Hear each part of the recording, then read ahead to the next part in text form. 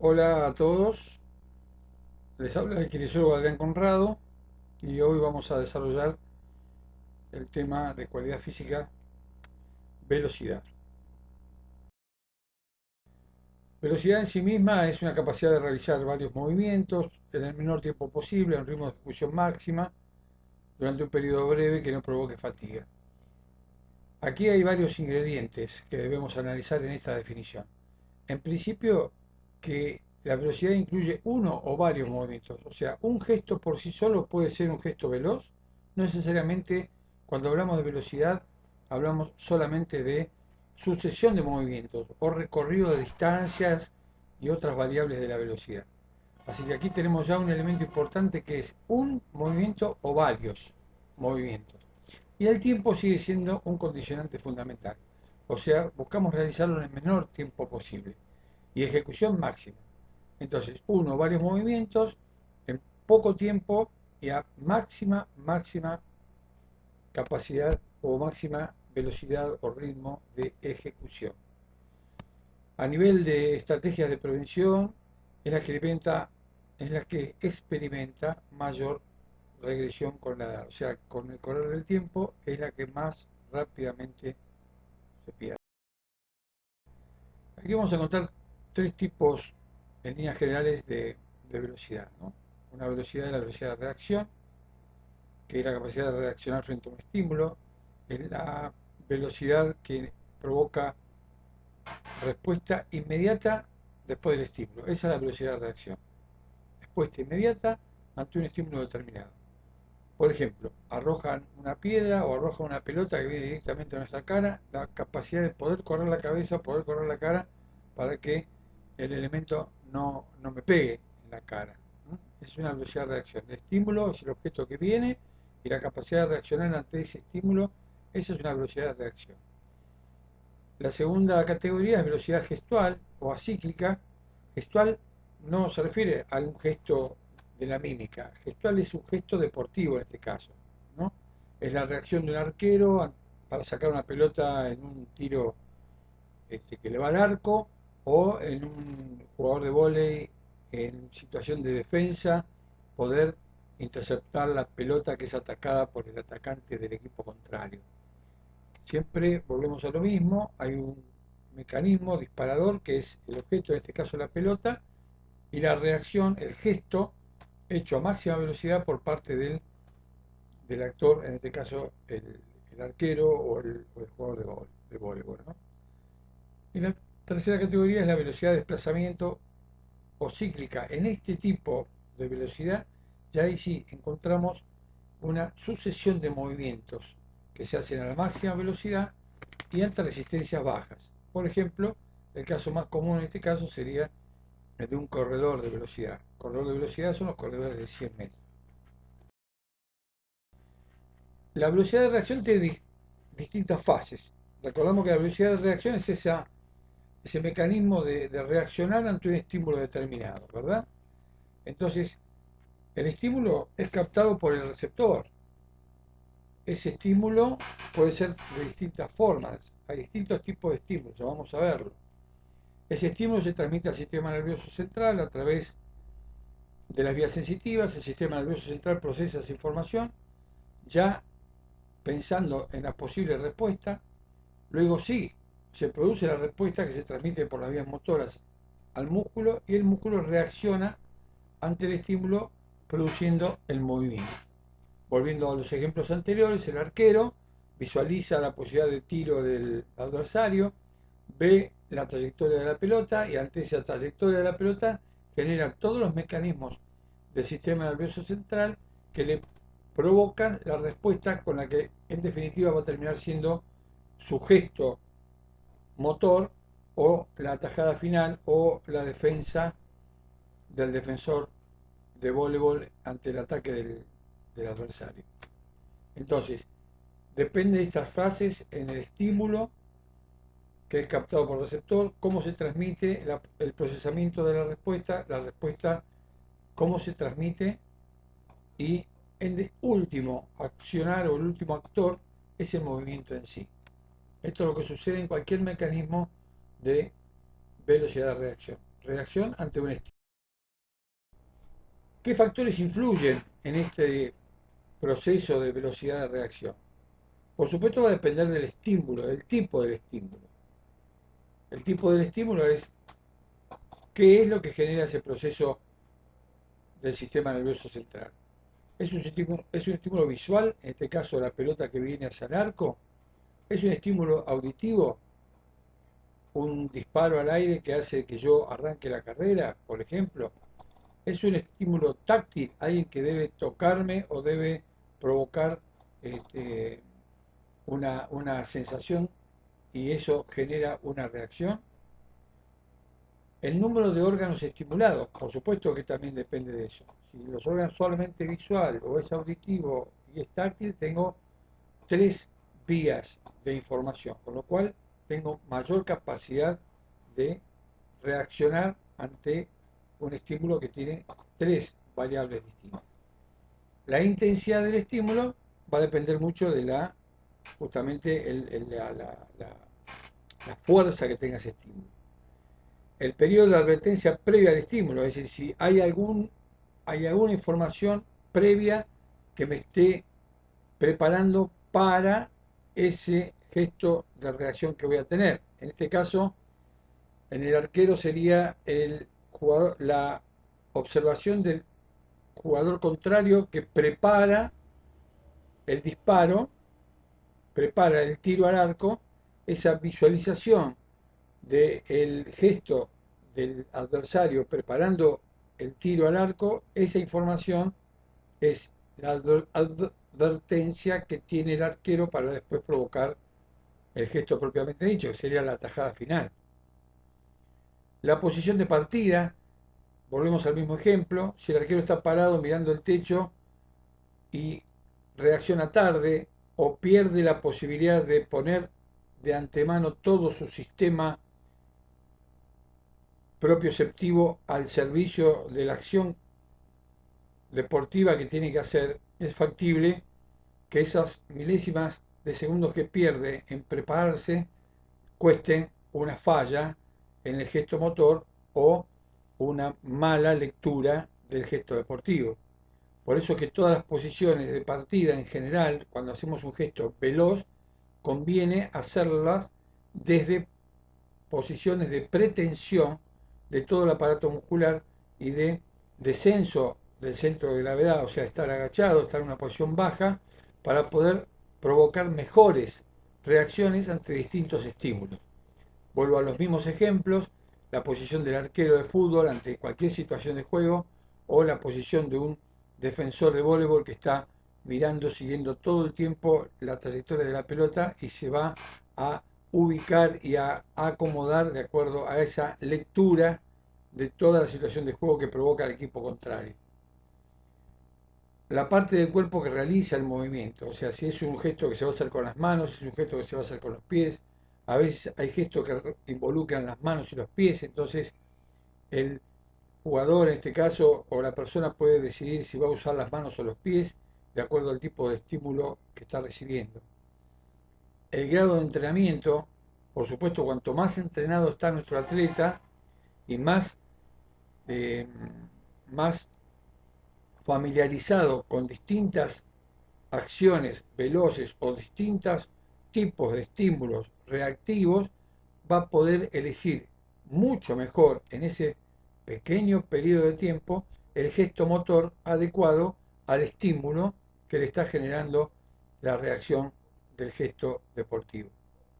Y por último, el calentamiento, que lo consideramos fundamental, porque para llegar a ser un gesto explosivo, veloz, de altísima velocidad y de gran eficacia, de gran eficiencia, si nuestro organismo está preparado con un calentamiento previo, por supuesto, ese calentamiento previo va a desencadenar una mejora en la respuesta motora final.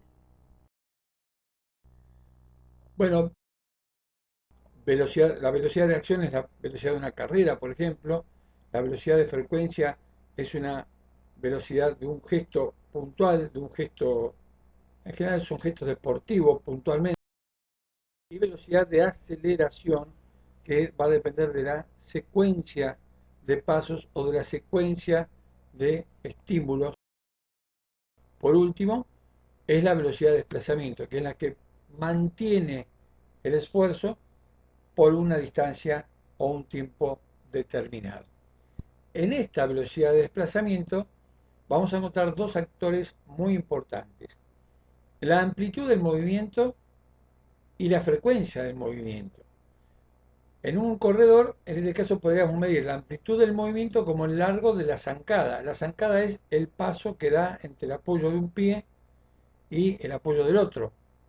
Es decir, el largo, la amplitud de esa zancada, la amplitud de ese movimiento y la cantidad de zancadas o la cantidad de pasos que va a necesitar para recorrer esa distancia son los dos actores importantísimos para definir la velocidad cíclica, que es igual a la amplitud por la frecuencia. Es decir, cuánto de largo es la zancada y cuántas zancadas va a necesitar para recorrer esa distancia.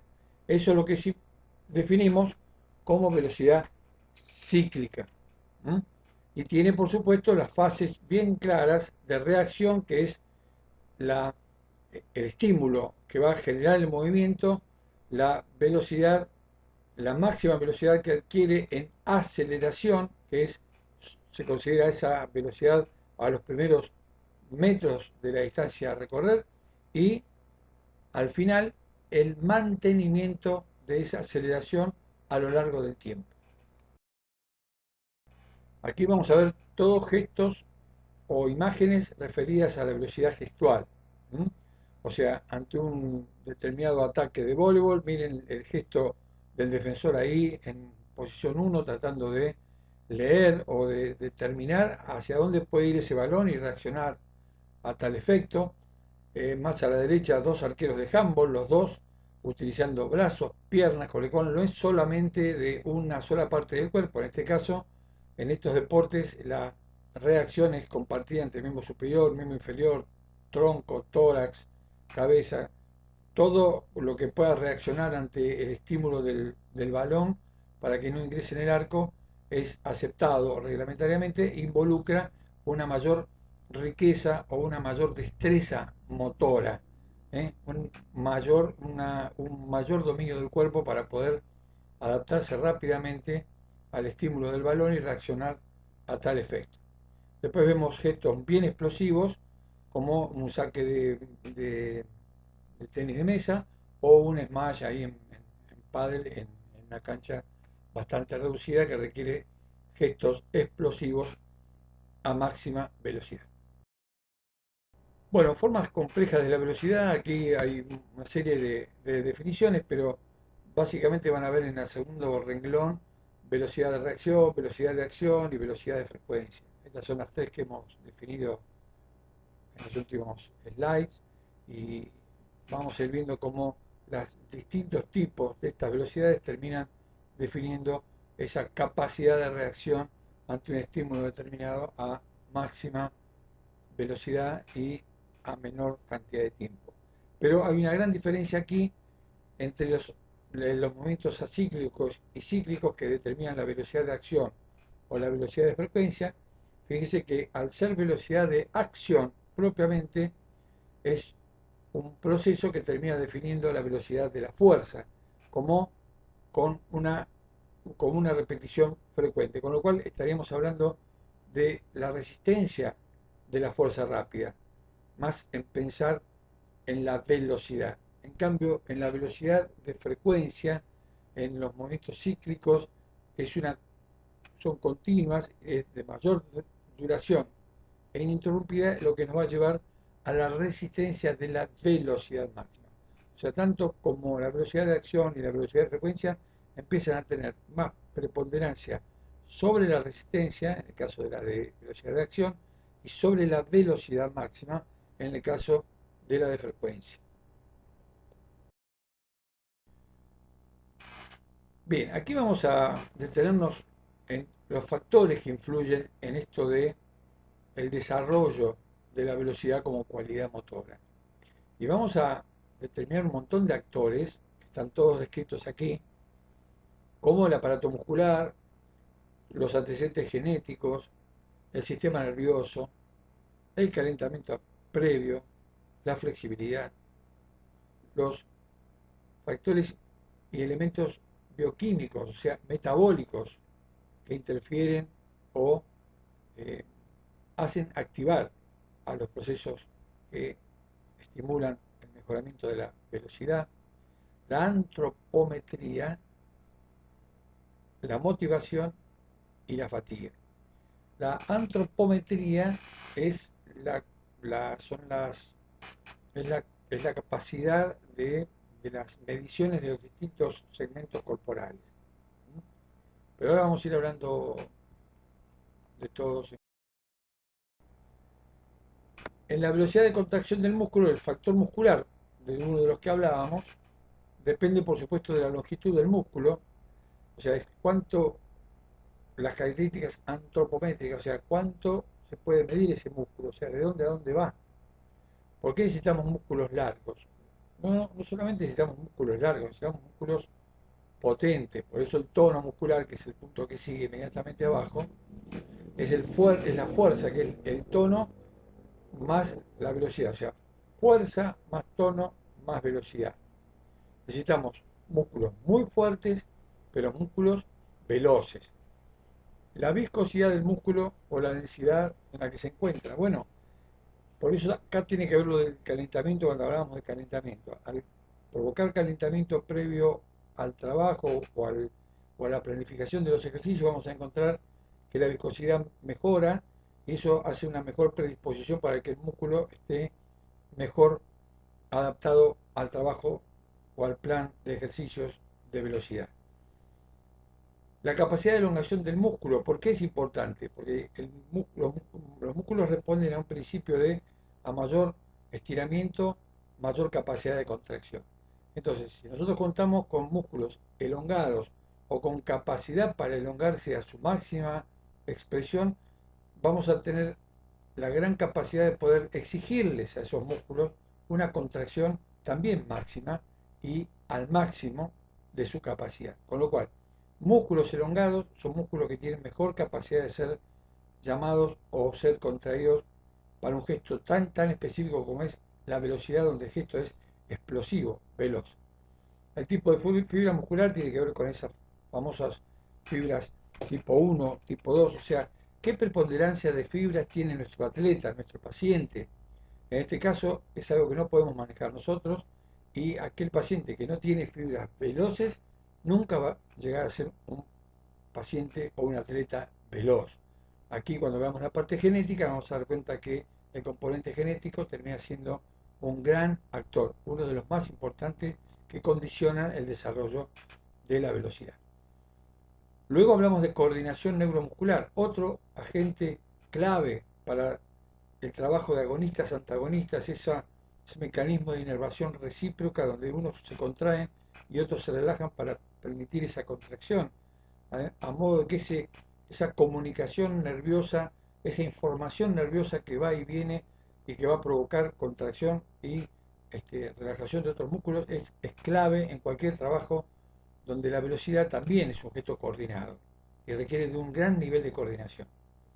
Cuando hablamos de motivación es, por supuesto, todo lo que involucra con la capacidad de poder lograr mejoras, de ir logrando superaciones con el correr de las semanas o de los meses de entrenamiento para ir midiendo y para ir observando los logros obtenidos. Para eso es de fundamental importancia las evaluaciones y los test de evaluación para ir repitiéndolos periódicamente y poder ir armando un cuadro o una grilla de la evolución y la mejora de la velocidad de nuestro paciente.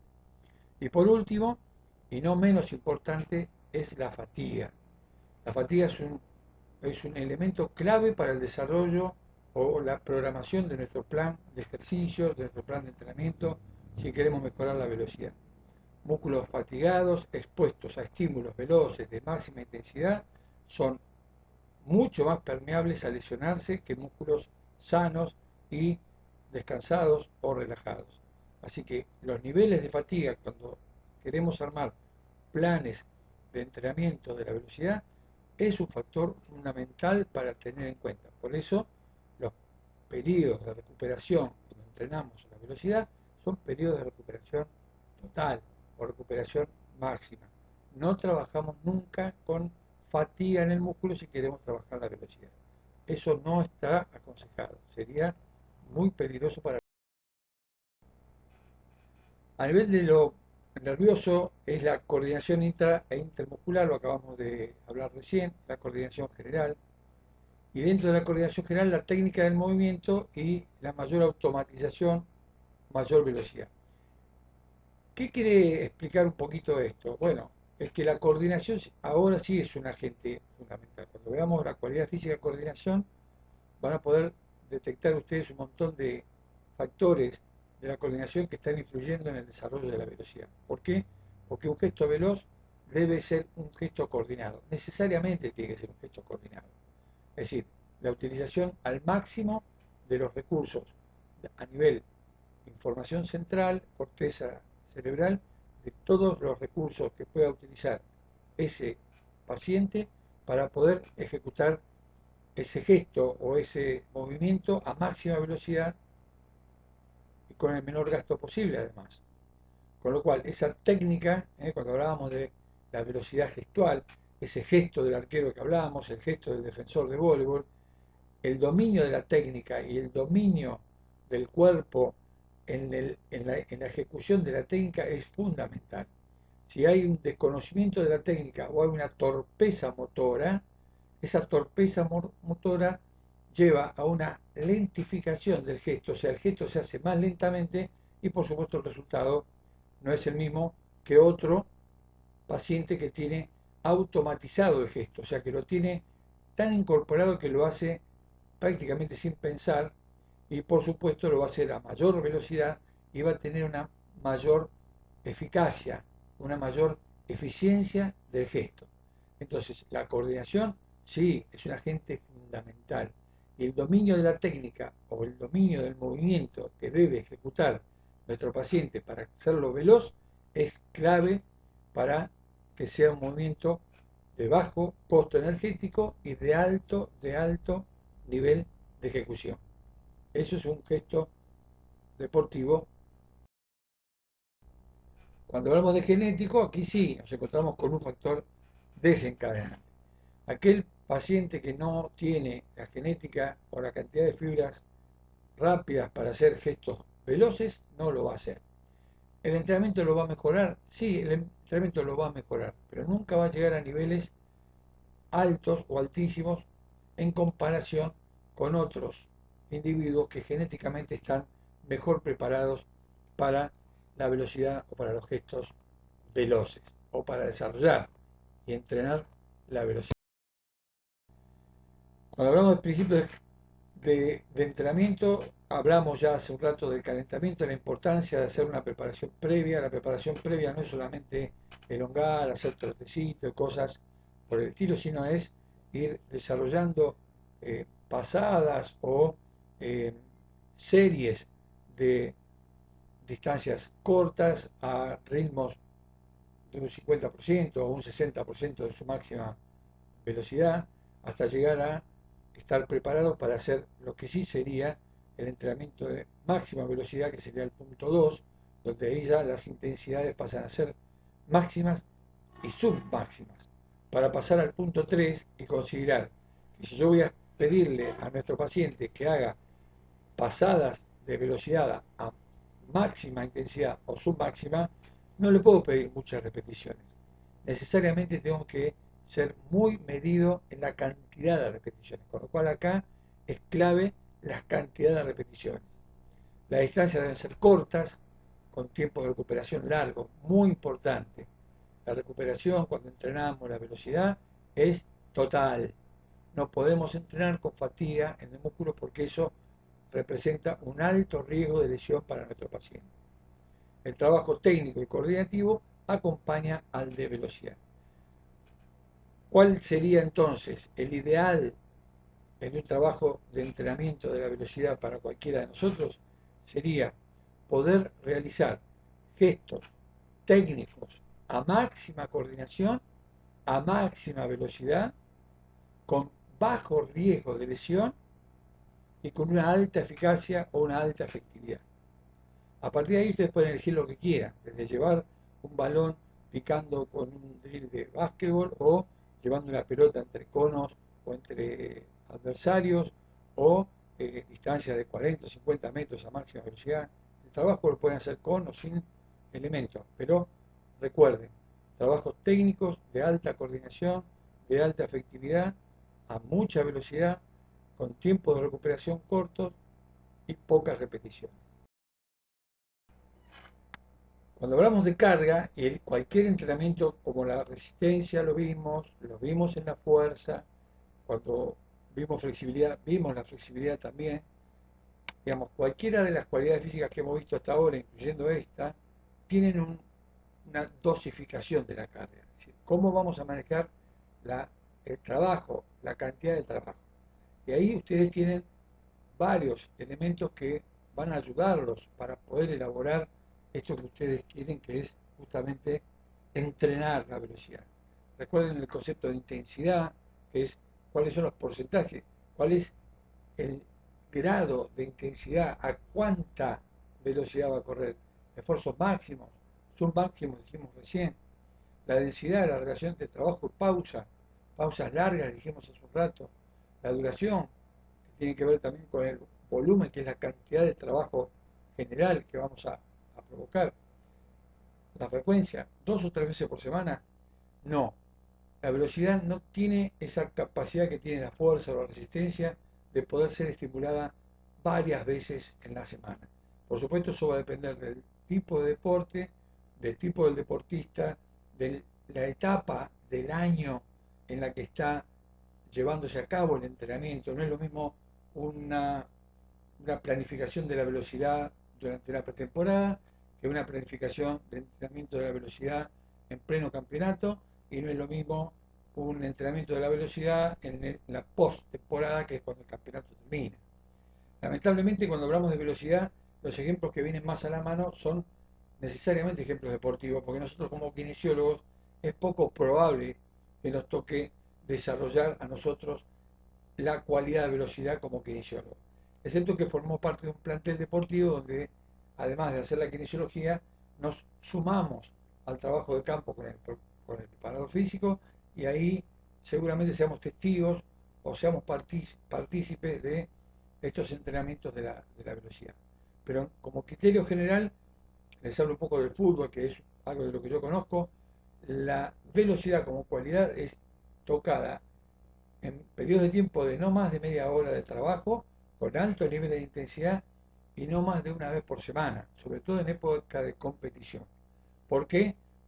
Porque en general dejan secuelas de dolor muscular, acortamiento muscular, que a veces hay jugadores que los llevan 1 o 2 días a recuperarse después del estímulo. Con lo cual, deberíamos pensar además que el día de la semana en el que se proponen entrenamientos de la velocidad son los días más alejados de la competencia. Eso no es solo para el jugador de vóley, es para cualquier jugador de cualquier deporte. Entrenar la velocidad requiere de un gran esfuerzo a nivel metabólico y un gran esfuerzo a nivel muscular, tendones, fibras musculares, articulaciones, todo el aparato muscular o el aparato locomotor está expuesto a la máxima potencia cuando desarrollamos o pretendemos desarrollar velocidad.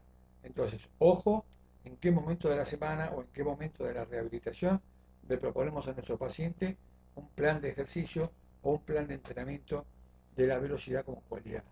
Atención con eso. Bueno, como siempre decimos, acá hay un test que es el test de un solo salto en largo, a piernas juntas, con impulso, sin impulso previo, quiere decir que no viene corriendo y salta a 2 piernas, sino que salta desde su mismo lugar, o sea, salta desde el lugar y trata de conseguir la mayor distancia posible.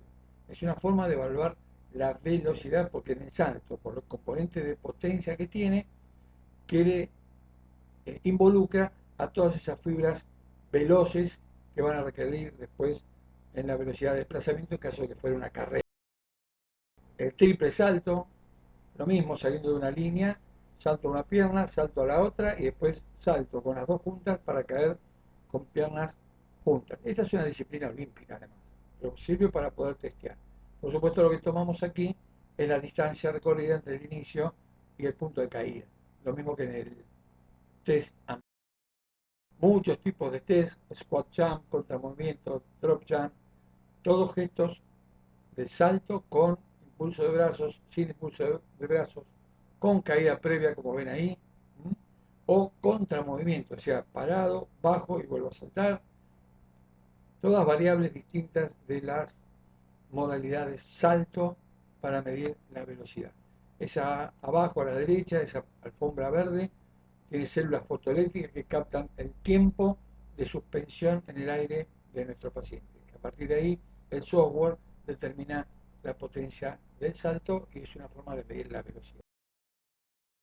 Bueno, aquí tenemos distintos tipos de velocidad. Aquí está la velocidad de- de- de aceleración. Estamos midiendo la aceleración, que son piques, piques de 25 a 50 metros de salida, con taco de partida, como ven ahí. Después ven ahí algunas planchas con dominio del cuerpo a una pierna, a otra pierna, o este gesto que es el 1, 2, 3, 4, 5, es el Murphy, es un gesto bien explosivo, veloz, potente, como forma. Y entonces, hablando de la evaluación de la velocidad, justamente como factor desencadenante para poder medir la evolución de nuestro paciente en cuanto a la mejora de la cualidad física de velocidad, hemos encontrado que estos test, el RSA test, responde a la abreviatura en inglés, es Repeat Springs Ability, que es la habilidad de repetir distintos piques o distintos eh, desplazamientos a máxima velocidad. Entonces aquí encontrar estos test han surgido del estudio de cuánto tiempo un jugador de fútbol transcurre durante un partido corriendo y han encontrado que durante un tiempo, un partido convencional, la distancia que recorre el jugador durante todo el partido, distancia en metros, se dividía en un 25% de caminar, un trote un 37%, unas pasadas o unos zancadas al 75% de la velocidad, llevaban un 20%, pero un pique máximo, que es su máxima capacidad de velocidad, revertían un 15% del total. Sumado todo esto a un 3% de desplazamientos hacia atrás, que es cuando el jugador en general va retrocediendo ante el ataque del adversario. Entonces, han tomado todos los tipos de desplazamientos para poder determinar este tipo de test, SRA test, incluyendo todos los tipos de desplazamiento. Y se han diseñado un montón. Este que vemos acá es el Banks Bow Test, que requiere de un desplazamiento a máxima velocidad de 10 metros, como ven en el gráfico, un desplazamiento hacia la izquierda, siempre corriendo hacia adelante, de 5 metros de desviación, vuelve otros 5 metros a la derecha y retoma a la línea central otros 10 metros más. Desde el punto B, pasando por el punto C, en trote regresa al punto D y al punto de partida. Ese desplazamiento del punto B al punto D lo realiza con trote, pero en 25 segundos. Ese es el tiempo requerido para esa distancia. El jugador va a repetir este procedimiento durante 7 veces y los valores que se recolectan fundamentalmente es el mejor tiempo de los mejores 7 de los 7 intentos, el mejor tiempo, la suma de todos los tiempos en sucesión durante los 7 intentos, la diferencia entre el mejor tiempo y el peor, ese es el índice de Banks-Boo, pero el que más se utiliza es el índice de Fitzsimmons, que es el índice que determina cómo va descendiendo el rendimiento del jugador a lo largo de la prueba. Ese es el índice que más se utiliza. Por supuesto que cualquiera de estos índices, estos valores obtenidos, representan de una vital importancia en el retesteo del jugador, que se va a producir a los 2 meses o a los 3 meses, y de esta manera, con valores ya preestablecidos, podemos medir la evolución para mejor o para peor de nuestro paciente, de nuestro atleta. Esto es lo que necesitamos hacer para poder medir y poder tener medidas confiables de cómo está evolucionando la cualidad física, velocidad en nuestros pacientes.